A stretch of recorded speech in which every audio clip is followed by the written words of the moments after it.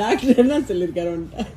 Wait தூக்கக்கூடாதுன்னு சொல்லியிருக்காரு. அப்படியே wait தூக்கினாலும் wait மேலே கொண்டு வரக்கூடாது, நீ கீழே போய் வெயிட் இப்படி தூக்கணும். அவரு தான் நினச்சிக்கிட்டாரு நம்ம வீட்டில் ஏதோ சும்மா இப்படி சாமான் சட்டி மாதிரி இப்படி ஸ்டூலை தூக்க போகிறோம். அவருக்கு என் பாடு தெரியல.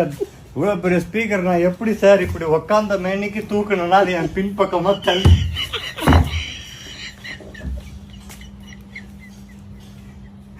அவர் இதை பார்த்தாருன்னா, நீ கள்ளிப்பட்டி தூக்குறதுக்கு ஐடியா கேட்டேன்டா, உன்னை கல்லாலே அடிக்கணும், அப்புறம் ஏன் உனக்கு இடுப்பொலி வராது? பிரசவம் இருக்கிற பொண்ணுங்க கூட 10 மாசத்துல இடுப்பொலி போயிடும், பர்மனண்டா இடுப்பொலி.